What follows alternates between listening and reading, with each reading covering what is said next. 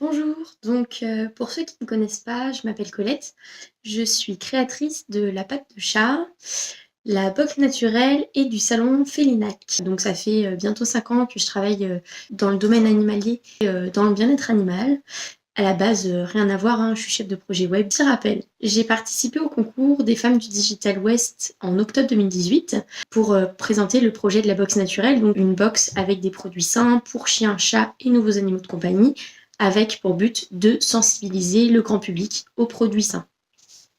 J'ai donc été sélectionnée en demi-finale, je suis passée devant 12 jurys et ensuite j'ai été sélectionnée pour la finale. Donc on était deux pour le prix Jeune Pousse devant 300 personnes avec le vote du public cette fois-ci. Le but étant que la gagnante remporte des accompagnements pour créer sa boîte et en plus, chose qui n'était pas prévue à la base, parte avec la délégation française pour parler un petit peu de son projet au Canada et échanger avec des mouvements de femmes entrepreneurs qui sont à Montréal. Il s'avère que je n'ai pas gagné le prix. Laurent Métral, le directeur général du CIC West, a fait la généreuse offre de m'offrir le voyage au Canada pour partir avec les finalistes et pour pouvoir être avec la délégation française là-bas.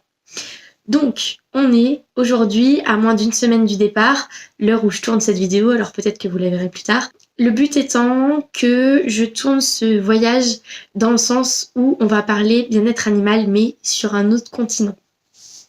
On m'a toujours vendu le Canada comme un endroit ouvert, Montréal, voilà, les gens sont adorables, ouverts d'esprit.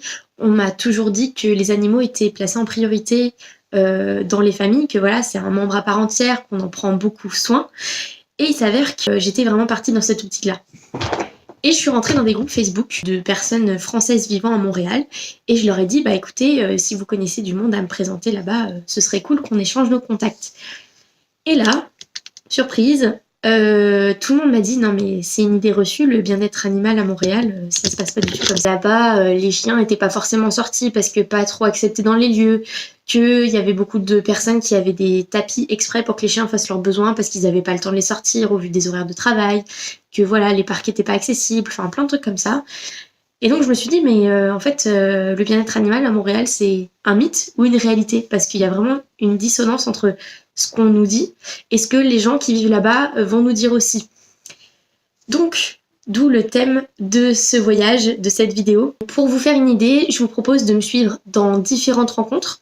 J'ai déjà plusieurs rendez-vous qui sont bookés. Je vais rencontrer l'équivalent de notre SPA française qui s'appelle la SCPA. Eux là-bas ils interviennent dans les classes auprès des enfants. C'est des modules de 2 heures et ils les emmènent dans les refuges pour leur apprendre à s'occuper du chien, du chat et des nouveaux animaux de compagnie. Des animaux qui sont souvent mis de côté chez nous en tout cas. J'ai trouvé ça génial. J'ai échangé avec eux et ils m'ont proposé de rejoindre une session avec des élèves. Donc j'ai plusieurs rendez-vous, je pourrais pas y assister en entier. J'essaierai de vous parler de ça, de faire des vidéos. Ensuite, j'ai découvert là-bas qu'il y avait quelque chose qui s'appelait le Zoo Eco Museum. Alors, c'est pas du tout comme un zoo en France. Là-bas, c'est une espèce de zone zoologique où il y a plein d'animaux qui sont de cet écosystème-là, qui sont pas aptes à retourner à la vie sauvage. Et donc, on peut le visiter toute l'année. Ils sont ouverts toute l'année, sauf à Noël.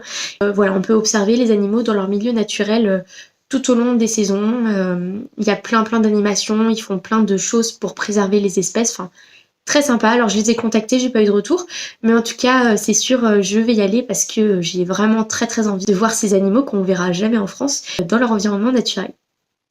Ensuite, j'ai booké plusieurs rencontres avec des marques et des boutiques de produits éthiques et sains.